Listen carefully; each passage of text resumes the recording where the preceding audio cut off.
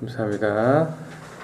지난주부터 마태복음 2장에 대한 말씀을 함께 나누고 있죠. 그래서 지난주는 마태복음 2장에서 이 메시아이신 아기 예수님을 대하는 세 부류에 대한 인간의 이야기가 이제 마태의 의도, 마태복음 2장에서 기록된 마태의 의도라고 말씀드렸고, 첫 시간으로 지난주는 이제 동방에서 온 박사들의 모습을 보았습니다. 그들은 아기 예수님을 경배하는 모습이었다라는 것. 그래서 동방에서 온 박사들의 특징을 우리 함께 살펴봤죠. 동쪽에서 왔고 별을 따라 왔고, 동쪽에서 왔다는 것은 이방인이었고 몇 명인지 모르겠으나 별을 볼 수 있었고, 그리고 저 별을 보고도 저게 유대인의 왕이 탄생했음을 알려주는 별이구나라는 것을 알 정도로 성경 지식이 있었고, 그래서 결국 그들은 별을 따라 움직였고 결국 왕이신 아기 예수님을 만났고 경배하는 모습을 지난주에 보였습니다. 그리고 그 사이로 또 별의 특징도 우리가 함께 살펴보았습니다. 이 별은 다른 별과 구별되는 별이었고 동방 박사들을 인도하였고 또 움직임도 이제 따지고 보면 동에서 서로 움직였지만 또 북에서 남으로 움직이는 모습도 있었다. 독특한 특징이고, 그래서 이 별이 또 정확하게 아기 예수님이 계시는 그 집 위에서 멈췄던 그런 모습도 있었다라는 거. 그래서 이 현상을 지난주에는 제가 하나님께서 일으키신 기적이지, 이것을 실제로 일어났는지 아니었는지 찾는 그러한 자연계로 해석하려는, 과학적으로 해석하려는 모습은 조금 조심스럽다라고 말씀드렸습니다. 성경에서 나온 기적들은 우리가 믿음으로 그렇게 받아들이면 된다라는 거. 중요한 것은 그 기적이 아니라 그 기적을 통해서 하나님이 보이시고자 하는 그 하나님의 메시지를 발견하자라고 말씀드렸습니다. 그래서 지난주는 동방 박사들의 모습에 우리의 모습을 대입해서 정말 우리가 하나님을 온전히 하나님의 말씀을 따라 걷고 멈추고 그렇게 삶을 살고 있는지, 그리고 정말 하나님을 경배하고 있는지 그렇게 말씀에 비친 우리 모습을 살펴보았습니다. 오늘 이어서 마태복음 2장 1절에서 12절 말씀입니다. 역시 말씀을 한번 또 봉독하겠습니다. 그래서 제가 한 절 읽고 여러분이 한 절을 읽도록 하겠습니다.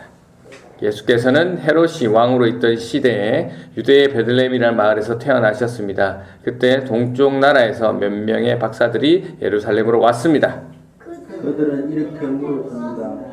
유대인의 왕으로 태어나신 아기가 어디 계십니까? 우리는 동쪽에서 그 아기를 보고 아기에게 경배하러 왔습니다. 헤롯은 이 소리를 듣고 깜짝 놀랐습니다. 예루살렘 사람들 모두 놀랐습니다. 헤롯은 모든 대사장들과 율법 박사들을 불러 모으고 그리스도가 어디에서 태어나실 것인지 물었습니다. 그들은 대답하였습니다. 유대의 베들레헴이란 마을입니다. 예언자들이 이렇게 기록해 놓았습니다. 그러나 유대 지방에 있는 너 베들레헴아, 너는 유대의 통치자들 가운데서 결코 적지 않다. 너에게서 한 통치자가 나올 것이다. 그가 나의 백성 이스라엘을 돌볼 것이다. 그 소리를 듣고 헤롯은 박사들을 조용히 불렀습니다. 그리고 별이 처음 나타난 때를 알아냈습니다. 그리고 박사들은 베들레헴으로 보내면서 말했습니다. 가서 아기를 잘 찾아보시오. 아기를 찾으면 나에게도 알려주시오. 그러면 나도 가서 그 아이에게 경배하겠소. 박사들은 왕의 말을 듣고 출발했습니다. 그러자 동쪽 나라에서 보았던 바로 그 별이 박사들 앞에 나타나 그들을 안내해 주었습니다. 그러다가 아기가 있는 곳 위에서 멈추어 섰습니다. 박사들은 별을 보자 매우 기뻤습니다. 그들은 아기가 있는 집에 들어가서 어머니 마리아와 함께 있는 아기를 보았습니다. 그들은 아기에게 무릎을 꿇어 경배를 드리고 보물함을 열어 아기에게 황금과 유향과 모략을 예물로 드렸습니다.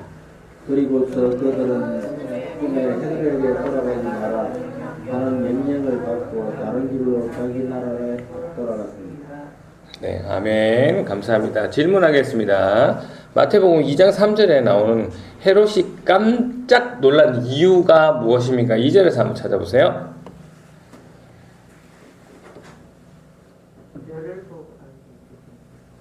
별을 보고 동방 박사들이 와서 깜짝 놀랐습니까? 경비하러 왔어요. 경배하러 왔다는 것 때문에 깜짝 놀랐습니까? 네. 보시면 이 동방 박사들이 유대인의 왕으로 태어나신 아기가 어디 있냐고 물어서 헤롯이 깜짝 놀랐습니다. 네. 우리가 방금 읽은 쉬운 번역 성경은 깜짝 놀라다라고 번역되어 있는데요. 이 단어를 이제 개역 개정으로 보니까 소동하다. 네. 또 새 번역에는 당황하다. 그리고 쉬운 말 성경에 또 킹 제임스 버전 성경을 보니까 불안하다라고 번역했습니다. 네. 그래서 이 단어를 찾아보니까 이 정신적으로 두렵거나 충격을 맞았을 때 표현하는 단어라고 나와 있습니다. 그래서 이 헤롯이 동방 박사들이 유대인의 왕으로 태어나신 아기가 어디 있느냐라는 이야기를 듣고 정신적으로 충격을 팍 먹고 매우 두렵고 무서워서 받은 느낌이라고 생각하시면 되겠습니다. 근데 왜 헤롯은 그렇게 충격을 받았을까요? 왜 두려움을 얻었을까요? 그 말을 듣고.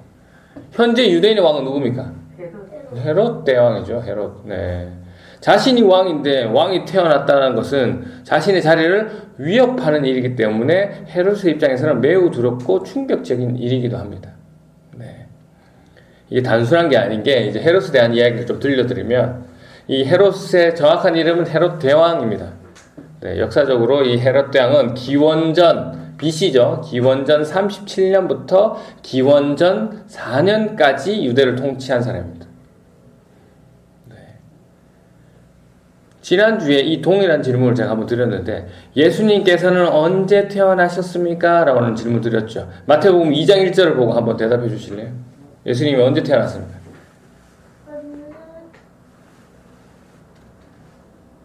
헤롯 왕이 맞습니다. 헤롯 왕이 왕으로 있던 시대에 예수님께서는 태어나셨습니다.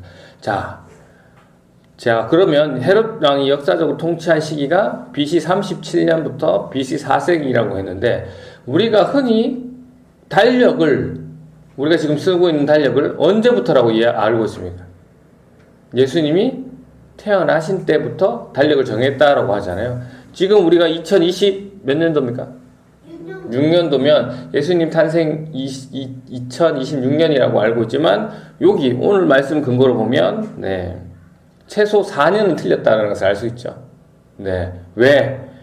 예수님은 헤롯 대왕이 왕으로 있을 때 태어나셨다라고 되어 있기 때문에 네, 그게 역사적으로 기록되어 있습니다. 네, BC 37년에서 BC 4년까지 헤롯 왕이 되었거든요. 그렇기 때문에 우리가 지금 최소 지금 우리가 쓰고 있는 달력은 4년은 틀렸다. 최대는 더 틀릴 수도 있습니다. 그런데 왜 이 이야기를 굳이 말씀드리냐? 우리가 이제 교회의 이 달력을 자랑하듯이 얘기하시는 분도 있어요.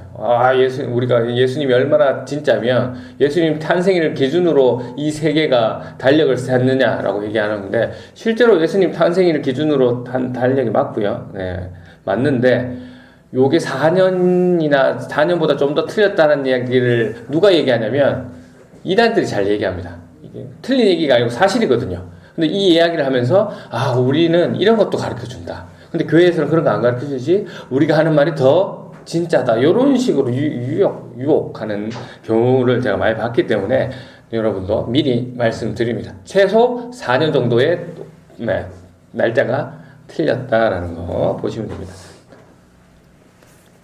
그래서 다시 돌아가서 유대인의 왕이 어디 있느냐라는 말에 헤롯이 두려워하고 충격을 받았는 깜짝 놀랐는 그 배경. 예수님 태어날 당시 그 당시 고대 근동 그 지역을 누가 다스리고 있었습니까? 무슨 시대입니까 그때? 헤롯?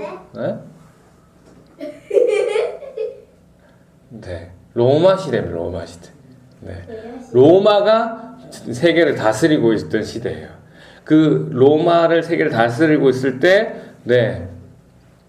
지난번에 요 얘기도 잠깐 드리면 갑자기 생각나는데 지난번에 어떤 분이 그거 한국은 무슨 시대입니까? 라고 물어보셨잖아요. 삼국시대 초기 삼국시대. 그러니까 우리나라의 역사가 고조선 그 다음에 삼국시대잖아요. 그러니까 우리나라는 아주 미개했던 네, 역사적으로, 문화적으로, 문명적으로 아주 발달하기 전인데 벌써 이쪽은 로마 시대라는 거예요. 엄청 문명이 발달했을 시간입니다. 네, 그래서 이 헤롯이 어디 출신이냐면 헤롯 왕은 에돔 출신입니다. 에돔 출신. 네, 이 에돔 지난번에 한번 설명드렸는데 에돔이라는 것은 아이야요 네 명의 족장 있잖아요. 아브라함, 이삭, 야곱, 요셉이 있는데 이 아브라함의 아들이 몇 명이냐면 대표적으로 우리는 2명이라 알고 있지만 사실은 더 되죠. 네, 총 8명이 있습니다. 그 중에 우리는 2명만을 기억하고 있죠. 누굽니까? 본처 사라가 아기를 못 낳자 먼저 사라의 몸종인 하가를 통해서 낳은 이스마엘. 이 이스마엘이 나중에 지금 그 아랍 족속에 시작이 되어서 지금 뭡니까? 이슬람이 이 계통으로 따라 내려가고 있습니다. 그리고 본처 사라에서 낳은 이 뭡니까? 이삭. 네, 이삭. 네. 그리고 이삭은 아들을 몇 명 놓을까요? 2명 놓습니다. 쌍둥이를 놓죠. 그 아들 이름이 뭐였죠? 에서와 야곱. 맞습니다. 에서와 야곱. 네. 이 에서와 야곱에서 에서가 에돔입니다. 네. 에서가 에돔 족속의 조상이 되겠습니다. 그래서 이 이후로 갈리면서 에돔 족속이 계속해서 이 이스라엘과 사이가 좋지 않습니다. 성경에서는 계속 에돔이 이스라엘을 괴롭히는 족속으로 나옵니다. 네. 그래서 헤롯이 이 에돔 출신이라는 것은 이스라엘과 사이가 어마어마하게 나쁘다라는 것을 알 수 있습니다. 네. 그래서 왕이 헤롯이 되었잖아요. 유대 지역에. 헤롯은 에돔 출신인데 유대 왕이 되어버렸습니다. 그러니까 자기 지역의 출신이 아니에요. 근데 자기 아버지가 로마의 로비를 잘해서 얻었거든요. 네, 그래서 이렇게 결론적으로 헤롯이 왕이 되었는데, 그러면 이스라엘 사람들이, 이 유대인들이 헤롯을 좋아할까요, 안 좋아할까요? 당연히 안 좋아하죠. 원래 사이가 나빴던 헤롯이셨고, 그리고 헤롯이 이 이스라엘을 얻기 위해서 뭘 했냐? 기존에 이스라엘 안에 예루살렘에 있던 이 왕족을 쫓아내고, 이 지역을 차지했기 때문에 당연히 헤롯에 대해서 좋아할 리가 없습니다. 그러면 어떻게 이렇게 잘 싸바싸바해서 이 왕이 된 이 헤롯의 입장에서는 이왕 왕이 되었으니까 이 유대인들에게 좀 좋은 신임을 얻고 싶어서 어떻게 행동하느냐? 정치적으로 기존에 있던 그 유대인의 왕족 공주랑 결혼을 합니다. 공주를 딱 결혼하고 그 다음 또 뭘 하느냐? 잘 보이기 위해서 무너졌던 성전을 다시 지어주죠.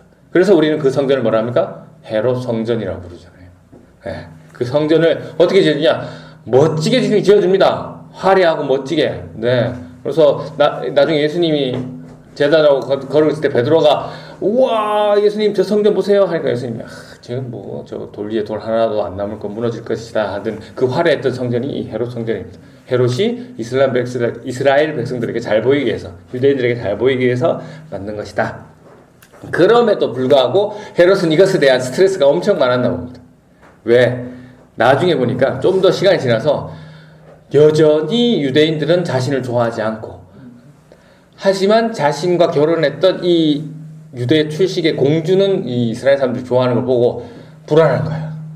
이 사람들이 나를 밀어내고 이 공주를 또 그가 추대하지 않을까 해서 이 자기 와이프 이 왕비를 죽여버립니다.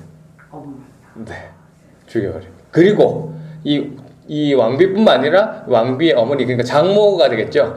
그 장모도 죽여버립니다. 뿐만 아니라 이 왕비하고 자기하고 결혼해서 낳은 자식들 혈통이 2명 있는데 그 2명도 죽여버립니다. 자기의 왕권을 유지하기 위해서. 심지어 자기가 다른 사람에서 낳은 아들도 자기가 죽기 5일 전에도 하나를 죽여버리는 일도 생깁니다. 그만큼 헤롯이 자신의 왕권을 지키기 위해서 못된 짓을 많이 했다라는 것을 알 수 있습니다. 헤롯이 언제 죽느냐? 아까도 얘기했지만 BC 4세기에 죽습니다. 네. 자신이 이렇게 BC 4세기에 죽는데 이렇게 헤롯에게 누가 오느냐? 동방에서 박사들이 옵니다. 그래서 하는 얘기가 뭡니까? 유대인의 왕으로 나시니가 어디 있냐고 물어보니까 이게 두렵고 놀라고 보통 일이 아닌 거예요. 자기가 이때까지 한 일들, 네, 깜짝 충격을 받을 수밖에 없는 겁니다. 네, 이게 보통 일이 아닙니다. 이제 이해가 되시죠? 상황. 그래서 이렇게 놀란 헤롯 왕이 오늘 무슨 행동을 합니까? 4절을 함께 같이 읽어볼까요? 시작. 헤롯은 모든 대사장들과 율법학자들을 불러 모으고 그리스도가 어디에서 태어나실 것인지 물었습니다. 예. 이 질문에 율법학자들 그리고 대제사장들이 뭐라고 대답합니까? 5절에 보니까 유대의 베들레헴이라는 마을에서 태어난다라는 거 알려주죠.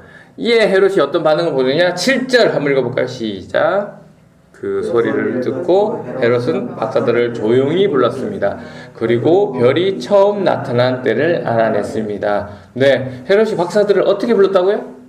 조용히 불렀습니다. 왜 조용히 불렀을까? 네, 유대인의 왕이 태어났다는 소문이 퍼지면 백성들이 동요할 수도 있죠. 자기 자리가 위험할 수도 있습니다.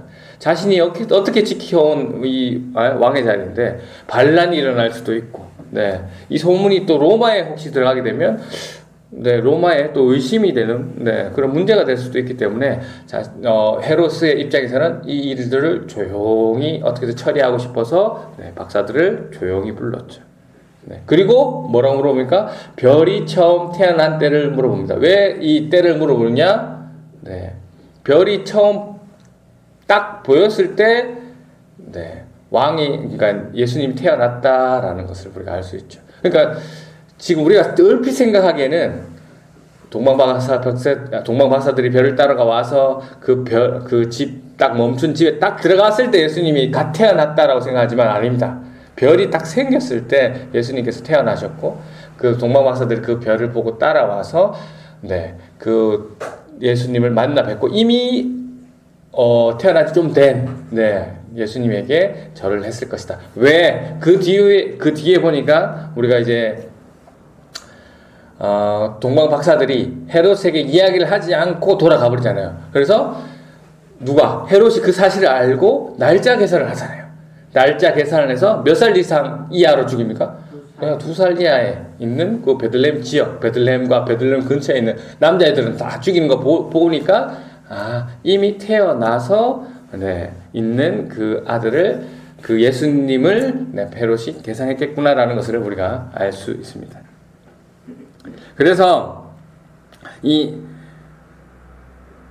헤롯이 또 뭐라고 하는지 8절의 이야기를 한번 볼까요? 시작. 그리고 박사들을 베들레헴으로 보내면서 말했습니다. 가서 아기를 잘 찾아보시오. 아기를 찾으면 나에게도 알려주시오. 그러면 나도 가서 그 아기에게 경배하겠소 라고 합니다.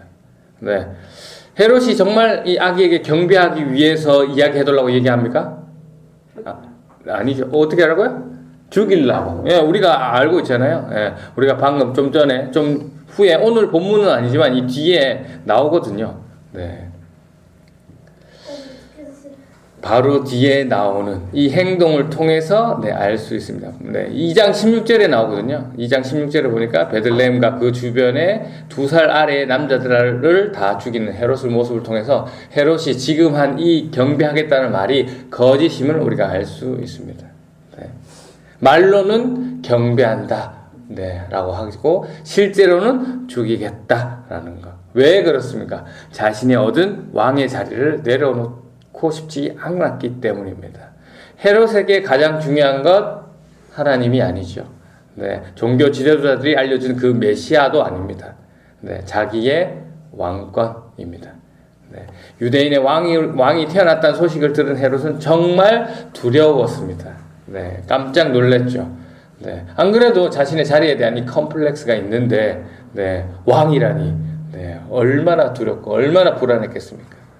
네, 그렇습니다. 한 자리에 두 왕은 있을 수 없습니다. 네, 내가 왕이 되어버리면, 네, 유대인의 왕, 그러니까 주님은 왕이 될 수 없는 거죠. 네. 여러분은 어떻습니까? 네. 여러분의 삶의 왕은 누구입니까? 하나님입니까? 네. 그러시길 바랍니다. 네. 우리 한 포인트만 더 볼까요? 만약에 우리가 앞뒤 문맥을 전혀 모르고 8절 한 구절만 다시 읽는다면 어떻게 되는지 한번 보겠습니다. 우리가 앞에 뒤에 내용은 전혀 모르고 딱 8절만 우리가 성경으로 주어졌다라고 했을 때 요거를 다시 한번 읽고 헤롯의 모습에 대해서 한번 생각해 보겠습니다. 시작. 그리고 박사들을 베들레헴으로 보내면서 말했습니다. 가서 아기를 잘 찾아보시오. 아기를 찾으면 나에게 알려주시오. 그러면 나도 가서 그 아기에게 경배하겠소. 우리가 뒷내용을 모르면 헤롯은 어떤 왕입니까? 착한 왕, 멋진 왕이죠. 자신이 지금 유대인의 왕인데 왕을 찾아왔다라는 이 박사들을 보고 원래 같으면 기분 나빠서 이 사람들 벌을 주고 쫓아내고 했었어야 되는데 그러지 않고 오히려 찾으면 나도 좀 알려주시오. 나도 경배하겠다라는 참으로 겸손하고 멋진 왕의 모습이라고 생각할 것입니다. 하지만 뭐가 중요합니까? 우리는 늘 성경을 읽을 때 문맥이 중요합니다. 그래서 문맥을 깨고 있지 않으면 이 성경의 내용을 이 부분뿐만 아니라 모든 성경을 그렇게 봐야 됩니다. 잘못 이해하는 오류를 범할 수 있기 때문에 오늘 헤롯은 말로는 유대인으로 왕으로 태어나신 왕을 경배하고 싶다라고 했지만 사실 그의 진심은 그렇지 않았음을, 그의 행동은 그렇지 않았음을 우리가 보았습니다. 말과 행동이 다르다라는 것을 알게 되었죠. 말씀에 비춰서 저와 여러분은 어떻습니까? 하나님에 대한 여러분의 입술의 고백들이 있을 겁니다. 기도하실 때마다 하나님은 아버지시고 하나님은 저의 주인이시고 하나님 왕이시다라는 고백들을 하잖아요. 그런데 고백은 이렇게 하면서 여전히 가정에서 내가 중심이고 내 인생에서 내가 주인이고 내 유익을 위한 사고를 하고 있는 것은 아닌지 내 중심으로 생활을 하고 있는 것은 아닌지 살펴보셔야 됩니다. 만약에 그렇다면 내가 헤롯의 모습을 가지고 있다라는 것이죠. 이 세상의 진짜 주인이신 진짜 왕이신 우리 예수님은 왕의 자리에서 내려오셔서 인류를 위해 목숨까지 바치셨는데 영원한 지옥에서 건짐을 받은 우리는 몇 사람도 되지 않는 남편, 아내, 부모, 또 자녀, 친구들을 위해서 그 어떤 것도 손해보려거나 희생하지 않으려고 하는 그런 것은 없는지 오늘 말씀에 비춰서 한번 살펴보시기 바랍니다. 예수님을 왕으로 믿는다라는 것은 예수님을 왕자에 앉히는 것이 아니라 내가 왕자에서 내려오는 것입니다. 헤롯의 모습을 보면서 우리의 모습을 한번 봤으면 좋겠습니다. 바라옵기는 우리 부산 레포축의 성도님들은 예수 그리스도를 우리 가정의 주인으로 내 인생의 진짜 왕으로 인정하고 말뿐만 아니라 행동도 함께 일치하는 진실된 그리스도인이 되시기를 주님의 이름으로 축원합니다. 아멘. 이 시간